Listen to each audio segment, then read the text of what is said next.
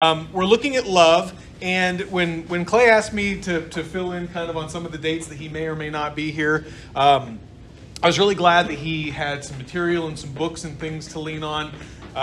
Because, if I'm going to be honest, I don't have this stuff down. I'm not perfect. I've been married for almost 20 years, and I'm still figuring it all out, right? And that's the great thing about it, is that's all of us. That's every facet of our lives and relationships. So this morning, I'm going to be leaning pretty heavily on Scott Lapierre's book, Your Marriage, God's Way. It's a really good book. I'm really enjoying the chapters that we have in there. But before we begin, I want to give you a public service announcement. I feel this is only fair, and I feel this is only right. This book, the cover is misleading. It's deceptive. And here's why. The picture it's showing you is this couple sitting down on the beach. They're having a wonderful day. They're relaxing. They're enjoying. But as you can see, the sun is going down. And this is where the danger comes in. Because when the sun goes down, high tide comes in. And what so many people do is they forget as they're sitting there in their cars about high tide. And before they know it, bang. Yeah.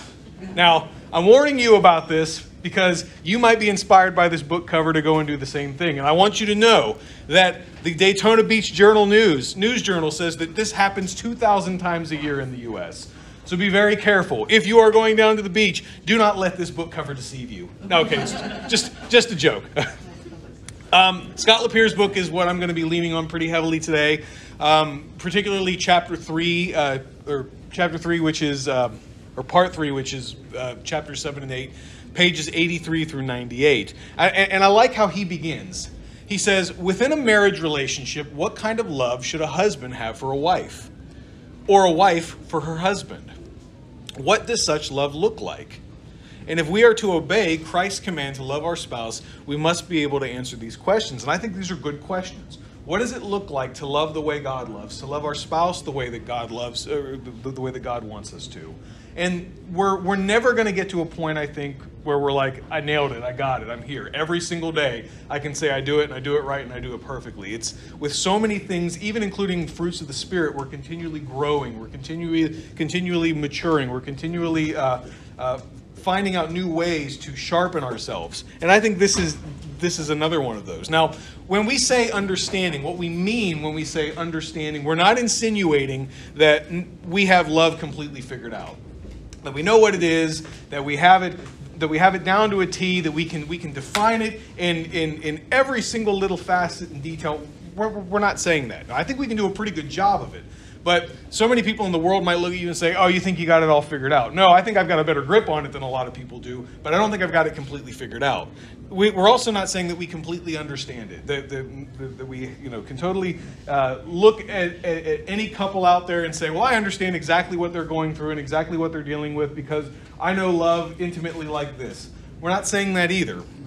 We're also not saying that we ourselves are perfectly practicing love because, let's be honest, we're fallible and sometimes we fall short and sometimes we don't always live up to the things that we know we should be doing. So we're not saying any of that when we're saying that we can understand love. But what we are saying is that we can have a deeper and fuller understanding of love through Christ. And what we can know, that knowing Him and following Him, we can know that brings something to your life. It's enriching, it's deeper. It adds a layer and a dimension that you can't necessarily tap into otherwise. And it also allows your marriage to tap into this and have this as well. In other words, loving the way Christ loves you will impact all of your personal relationships and will be particularly profound in the ways that you see, you treat, and you love your spouse.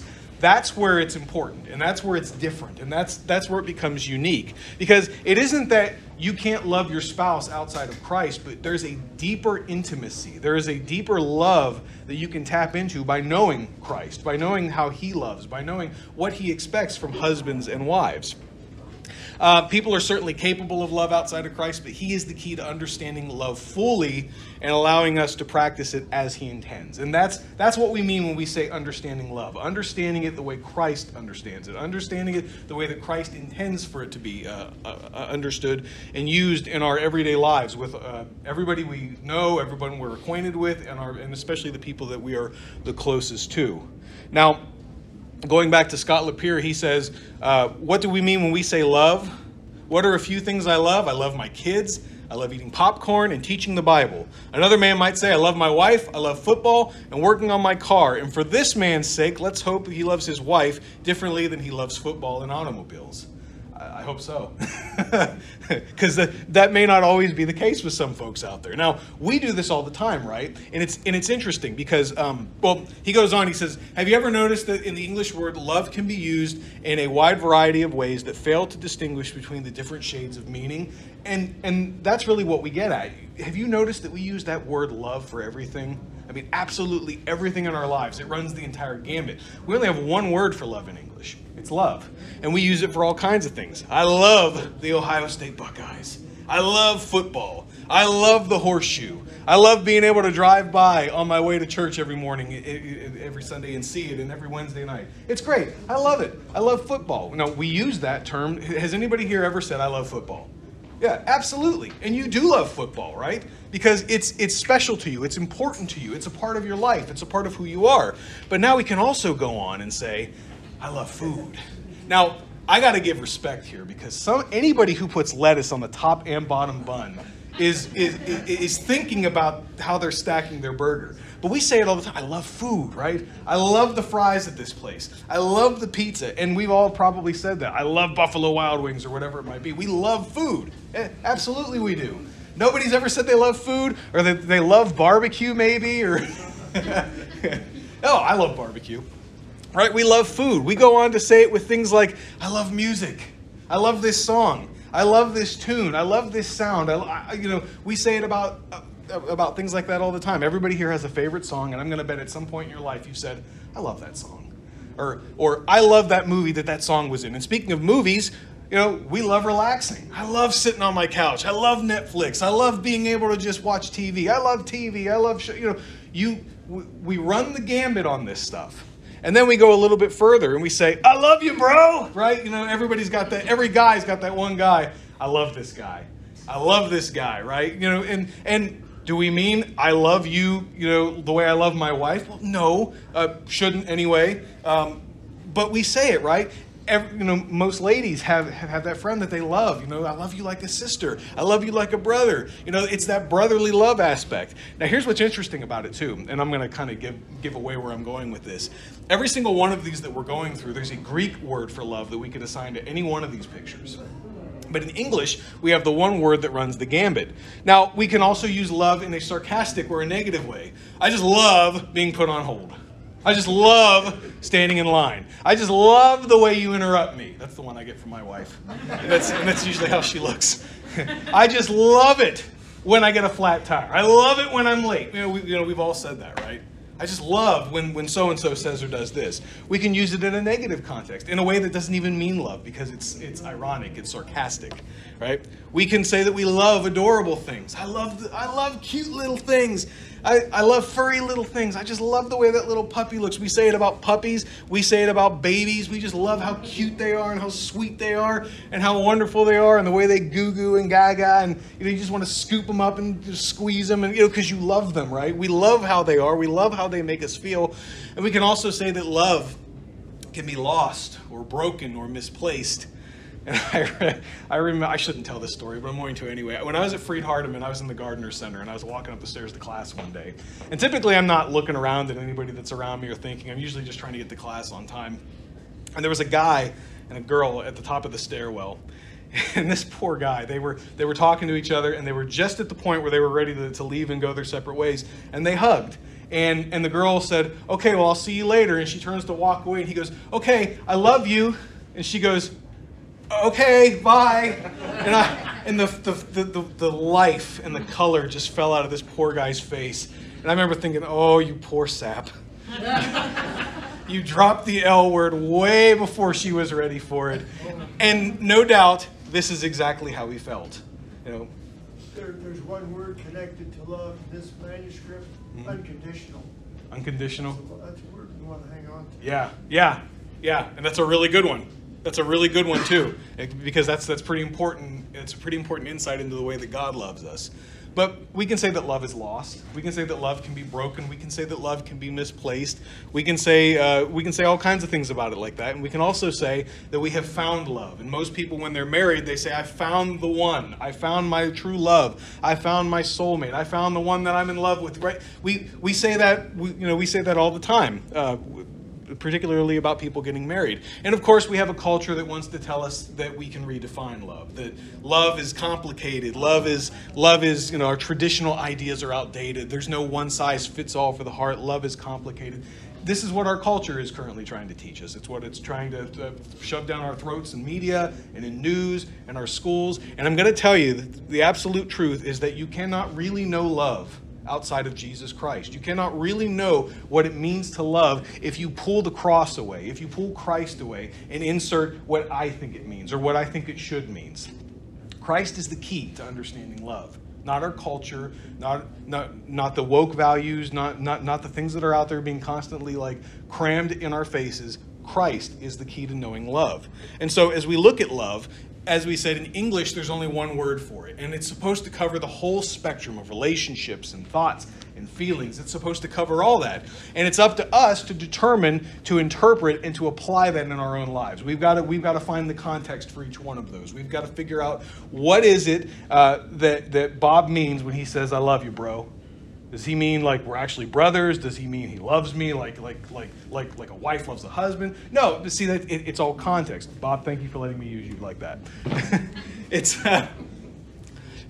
without an ultimate example of love. This is what it all comes down to. Without an ultimate example of love, without some pinnacle of love that can prioritize all other loves in our life, this will be confusing. It'll be difficult. And it is confusing, and it is difficult for people. That's why we're dealing with a lot of the things culturally that we're dealing with, because as we push Christ further away, we don't have an ultimate love in our lives. The ultimate love in our life becomes us. It becomes what I want, what I think, what I feel, or what someone else can get me to think, feel, or believe. It's not about him anymore, it's about me. And so of course we get confused. Of course culturally we're confused about love. Of course we don't understand what it means to really love someone or something.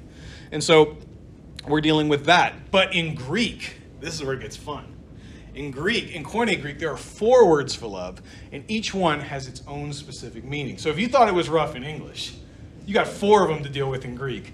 So good luck with that, right? We have eros, storge, which autocorrect wanted to make storage so badly. And every time I typed it in, it would autocorrect it. I almost left it as storage. I got so mad.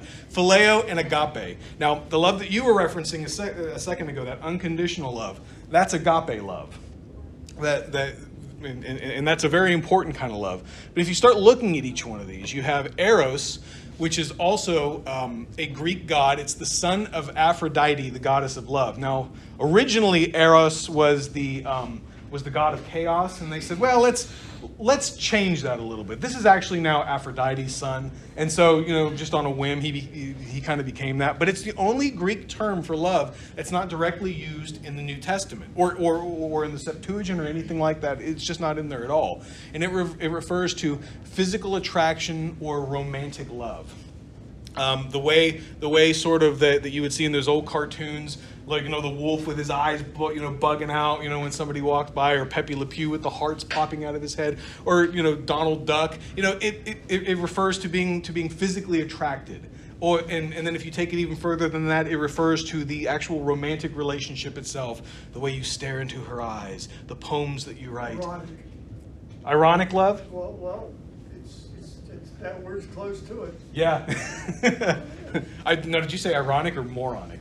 No. It says erotic. Oh, erotic love. Okay. Sorry, I heard something completely different. I was ready to go either way, though. but yeah, no, and it also has to do with the idea of physical intimacy or erotic love. Typically, as it would be used in Greek, it would mean the physical intimacy between a husband and a wife. So you have eros, and that's never really used in the Bible. In fact, it's not used at all. But then you have storge, which is a natural affection or a familial love as a parent to a child. Now, it only appears in Scripture twice, and it's not actually directly used. In fact, both times it's used in a negative way or an opposite form. If storge is natural affection, astorge means the opposite of that. And so you've got Romans chapter 1, verses 28 and 30 and 31, 2 Timothy 3, 1 through 3, where it's used in that context. Now, if you really want to get technical and you really want to debate, you can look at Romans chapter 12 and verse 10. That could be a third instance in which it's used, but some manuscripts don't use estorge or storge or some kind of conjunction form of it. It's just phileo. So depending on the manuscript you're using, it may or it may not count. But in some manuscripts, Romans 12:10, having loving kindness towards one another is the idea as well. Now, Cain murdering Abel would be a good example of estorge, the opposite of familial love. You know, family's not supposed to do that to one another. In the same way, Christians are supposed to love one another in a certain way. There's a storge or a familial love even in the way that we love each other. But it doesn't just stop at that, right? Because you have another form of love as well that's called phileo. And this is strong affection. This is brotherly love. And it's mentioned 25 times in the New Testament and 33 times in the Septuagint, which is the Greek translation of the Old Testament.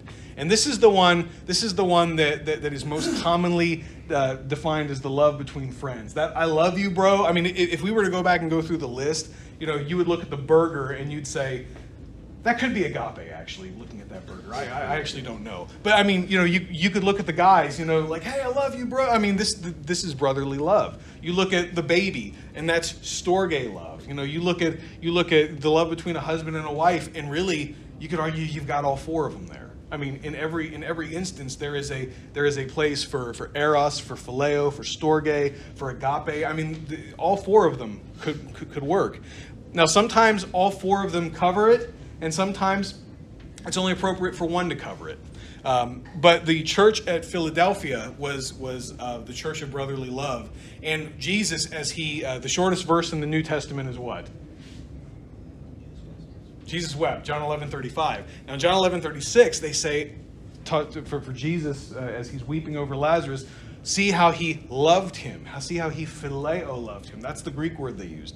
Oh man, he lost his brother. His brother is gone. You know, the one he loved like a brother. Now, I like what Scott LaPierre says here. He says, when it comes to the marriage relationship, it is easy to think in terms of romantic love or eros, but in doing so, we forget that marriage is a union of two best friends. In many ways, phileo is a great description of what marriage is meant to be, a deep and close friendship. Your spouse should be your best friend.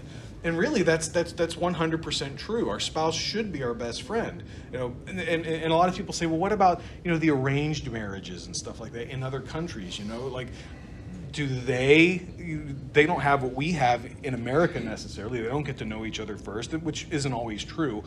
They don't you know, develop that, which also isn't always true. A lot of times the arranged marriages in other countries, these people have known each other since childhood. And we have proof in this room that people who have known each other since childhood can make it work, right? I'm not going to point fingers or name names or look at that side of the room, but everybody knows who I'm talking about. And what's interesting about it is that so many of these people in these arranged marriages where it does work will say things like, once I got to know him and once we developed a relationship and once we had children, he became my best friend. She became my best friend. I loved them, you know, in the same way as someone from America might say. So again, I mean, that's a whole other class and a whole different road we can go down. But really, he's right. At the end of the day, your spouse should be your best friend.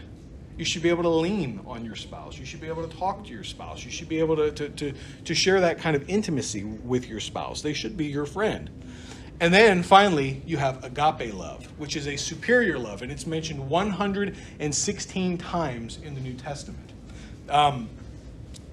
Bill Mounce defines agape love as usually the active love of God for his son and his people, and the active love of his people are to have for God each other and even enemies. Now, it's also this love that isn't initially conditioned upon you reciprocating it, right? Upon how we view or return God, because God loved us while we were yet still enemies, according to Romans 5:6-10. And of course, you have John 3:16, for God so loved, agaped, the world that he gave his only begotten son.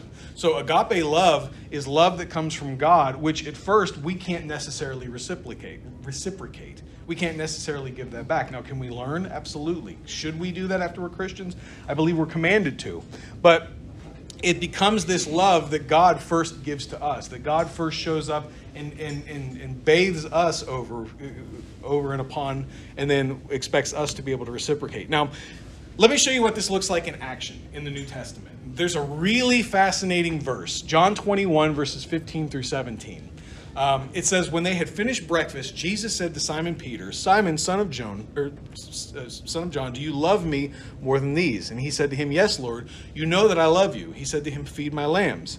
He said to him a second time, Simon, son of John, do you love me? He said to him, yes, Lord, you know that I love you. He said to him, tend my sheep. He said to him the third time, Simon, son of John, do you love me? And Peter was grieved because he said to him the third time, do you love me? And he said to him, Lord, you know everything. You know that I love you. And Jesus said to him, feed my sheep. Now, if you just look at this on the surface, you can't tell that there's two different Greek words being used throughout this conversation. Most of the time that Jesus is talking to Peter, 2 of the 3 times, he says, do you love me, agape? And Peter responds, yes, I love you, phileo. Now, if you didn't know that and you just looked at this, you might be able to draw some conclusions from this. You might say, well, here's this situation where Peter has openly denied Jesus 3 times after he sat in the upper room. Peter said, you're going to deny me. And Peter says, no, I'm never going to do that. I would never deny you. Even if I have to go to the cross with you, I will never deny you. And here Jesus asked Peter 3 times, do you love me? Reaffirming that. And the third time, it seems to grieve Peter. And I think this is what's going on. When you actually look at the Greek in this, he says, Peter, do you love, agapao, me? Do you love me? Do you unconditionally love me? More than these, more than the fish, more than the other disciples? Because remember, Peter, you guys argued about which one was going to be the best and which one was going to sit at my right hand and which one was going to be superior. Do you love me more than any of these other things in your life? And Peter says, yes, I love you, bro. In that same sense. I phileo love you. I generally love you. Now, Jesus says, okay, feed my sheep. He asks him a second time, Peter, do you agape love me? Yes, I phileo love you. You know I love you. You know we're friends. You know I got your back. All this stuff that friends would generally say to one another. Jesus is saying, do you love me in the way that I love you? You love me unconditionally. Would you lay your life down for me? Yeah, I'm pretty fond of you. I like you. Is kind of the response that seems to be coming. He says, tend my sheep. Then, the third time, this is what grieves Peter.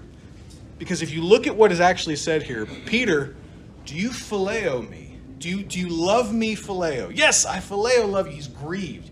Now, you can almost feel at this point the tightness in his chest, the lump in his throat, possibly even the tears welling up in his eyes. Peter, are you sure you're even my friend? You denied me 3 times. You forsook me. You fled.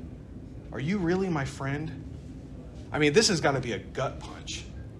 Yes, you know I love you. And he still only says phileo. And it's interesting, too, when you start seeing the dynamic relationship of Peter and Jesus. At the beginning of Jesus' ministry, he appears to Peter in a boat, and Peter shields himself. Now get away from me. You make me feel weak. You make me feel small. I'm sinful before you. At the end, things are starting to change a little bit. When Jesus appears to Peter on the beach, Peter dives out of the boat and swims to shore. What a great contrast of relationship change has taken place in 3 years, right? At the beginning, get away from me. You make me feel weak. And in the end, he's diving out of the boat to swim to shore to get to him. And here, Jesus is confronting him. I need you to feed my sheep, tend my lambs, feed my lambs. I need you, Peter. I need you to love me the way that I loved you. And for Peter, he's struggling at this point. Of course, and listening to Landon's sermon this morning, you know that obviously things turned greatly around for Peter. But you also come to a place in the New Testament, 1 Corinthians chapter 13, verses 4 through 7. And we're told that love, in every instance that love is used in 1 Corinthians, which is also called the love chapter, agape is the word that's being used. It's patient, it's kind, it doesn't envy, it doesn't boast, it isn't arrogant or rude, it doesn't insist on its own way, it's not irritable, it's not resentful, it rejoices in truth, not wrongdoing, it bears all things, it believes all things, it hopes all things, it endures all things. Right? That gets read, and typically after you get done reading that, you look up and you expect to see the bridesmaids and the groomsmen and stuff, because it's read at weddings so much. And I think it's very appropriately read at weddings, Because all these things are supposed to be true in an agape relationship, in a relationship, a deep, close, personal, intimate relationship. And when you go and you start looking at this, there's really three things that kind of jumps out. The first thing that jumps out is that in Ephesians chapter 5:25, this is why really it's appropriate to use it in this context. Husbands, love or agape your wives as Christ loved the church, agape, and gave himself up for her. The idea is that a husband should be able to reciprocate patience, kindness, not envying, not boasting, all these things. Husbands, love your wives like that because that's how Christ loved you. That's what led him to the cross. That was his sacrifice. That was his mission. That was his purpose. And husbands, as you are the head of your families, you be the same to them. Now, what's interesting about this is that if 1 Corinthians 13 is only a do this and don't do that list, then we're all disqualified, aren't we? Because I look at that list and I'm thinking, if I have to live up to that, I can't do it. I have failed in every single one of those categories at some point in my life. Every single one of them. So if that's a live up to this and be this as a blueprint, I don't know if I can do it. The other thing is that agape love isn't something you can do until it's first something you experience. And the other thing about it too is in order to help you, Paul seems to have somebody in mind. There is a book out there written by Haley Quinn, not Harley Quinn. I did a double take on it at first, but that's you have no idea. I was like, really? I was like, is this a real book? It's a real book written by Haley Quinn. And the idea is, you're supposed to look at dating, you're supposed to look at relationships, and you're supposed to look at all these things. And there's all these things you're supposed to do and not do. And this book is going to help you do the right things in all these situations and not do the dumb things in those situations as well. And the problem with a book like this is that if you take 1 Corinthians 13 and you try and turn it into a list of do this and don't do this things, you're going to fail. And you're going to get discouraged at some point. And you're going to throw your hands up at some point and go, I don't know if I'm cut out for this. I don't know if I can do it. And that's the thing. It's not a do this, don't do this list. It's a blueprint in a different way. In the same way that Jesus Christ says that we are to live for him, not to live up to him. I can never live up to him, but I can live for him. Am I going to make mistakes? Absolutely. Am I going to try my absolute best? You better believe I am. And that's the whole idea baked into this. Not with Haley. She probably wants you to do the right thing and never mess up. But baked into the gospel is the idea that I know you messed up. That's the reason you needed me in the first place. That's the reason you needed the cross in the first place. The other thing about it is that love is one of those things, particularly when it comes to agape love, that you really can't do until you have first received that.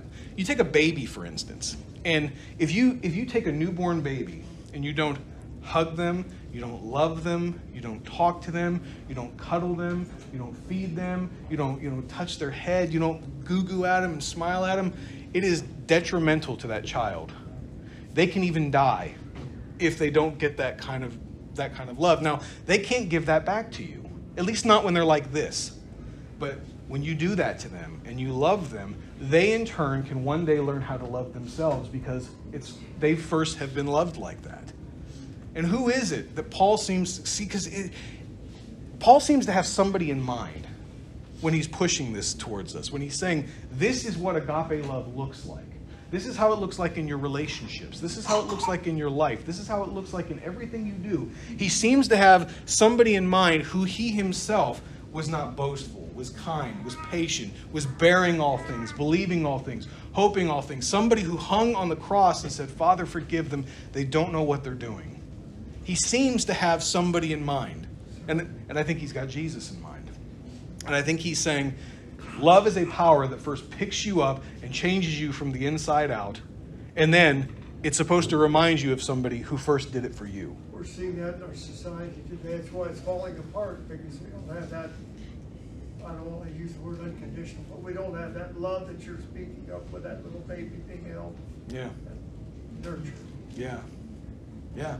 And when you start to take it away, even if it's piece by piece, we start to lose that in society, in culture, in our own lives. And so he seems to have somebody in mind here, and that seems to be Jesus. Now, here's what's interesting. When you go to Titus chapter 2, verses 3 through 4, the love that women are commanded to have for husbands is not agape. It's phileo. Now, I'm opening a can of worms on purpose, so hang with me. Older women likewise are to be reverent in their behavior, not slanderers or slaves to much wine. They are to teach what is good, and so train the young women to love, phileo, their husbands and their children. So ladies, you're off the hook. The only thing you got to do is be a friend to your husband and your kids, and you've done everything the Bible tells you to do, right? Now, do we really believe that? Do we really believe that that's what's being taught here? Now, the difference in these scriptures seems to be contextual and related to assigned roles, really. This doesn't necessarily mean that a man is incapable or free of phileo love. It says be agape. It doesn't say phileo. I don't know that you can really love somebody with agape love and not have phileo in there in some way, shape, or form. So it doesn't mean that a man it basically has to say, I provide and I go to work and I make sure the electricity stays on and that's where I draw the line. That's not what's being taught here. And in the same way, it also doesn't necessarily mean that a woman is incapable or free of agape love. That the very fact that a woman is called to be like Christ shows that she's not free of agape love, right? In her role as a wife or a mother. But this seems to go back to roles. The way that we lift one another up, the way that we help one another, the way that we encourage one another is that the husband and the wife enrich each other by filling these roles. It doesn't mean that they don't overlap. It doesn't mean that there isn't any kind of spillover, but it means that specifically we have roles that we're to be in. But that doesn't mean that I'm never supposed to be a friend to my wife and that my wife is never supposed to love me unconditionally, right? You're going to do a whole slew of messes right there if we go down that road. And it's interesting because Scott LaPierre says, what does agape love look like? For now, let me leave you with some wonderful encouragement. Why are we able to love others? We are clearly told we love because he first loved us. This is reassuring because it means that our ability to love doesn't rest entirely on whether loving our spouse, our parents, our children, or coworkers, or even our enemies, as Jesus commands in Matthew 5:44. We can do so because of the initiating love of God. Yes, we play a part, but let's keep in mind that our ability to love is rooted not in ourselves, but in the enabling grace of God, the power of the gospel at work in our relationships. I think he's 100% right. I think he nails the end of this chapter. I remember several years ago, there was a preacher, and at the time, I think he was in Oklahoma. He was a youth minister, if I'm remembering right. And one of the things that he used to really enjoy doing is he would take the teens and he would go up to the nursing home. And in this nursing home, there was a couple that attended that congregation where he was working at. And the woman had a terrible stroke, and she wasn't able to take care of herself anymore. She was in her 80s. The husband was in his 80s.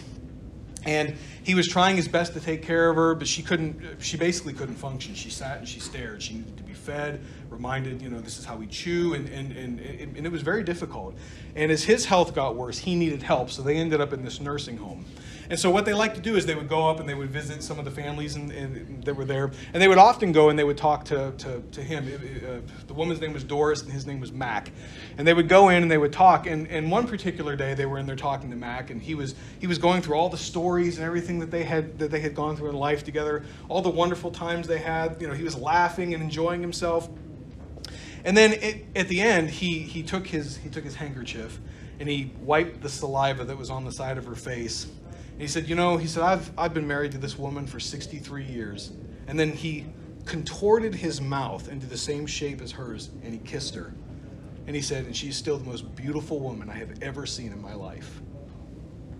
That is what agape love looks like. That is unconditional love. That is love that is not bound or wrapped up in circumstances. It's there even when you need it, even when you need it most. Because when you think about the cross and you think about Christ, isn't that exactly what he did for us? When we were lost in sin, when we were broken, when we doubted, when we didn't have faith, when we lived according to our own will, you fill in the blank, whatever it was, when we were separated from Christ, he looks at us and says, I love you anyway, and I'll still die for you. And he did. And that's what really, I believe, agape love is, and understanding agape love. And really, how we try to incorporate it and work it into our own marriages. Are we going to do it perfectly? I don't think any of us are going to do it perfectly. But having a fuller understanding of love and fuller understanding of the way it works in our own lives will help us be a more sustainable and fulfilling partner to our husband and wife, and will also help us be able to love, to receive love, and to be able to see ourselves in a different way, the way God sees us, the way Christ sees us. Because so many people in the world don't see themselves like that. I'm just a cog in a machine. I'm just a wheel turning until I die. And then what happens? You know, we've lost our own sense of self-value even. And I think understanding love helps you understand yourself, and I think it helps you understand your spouse.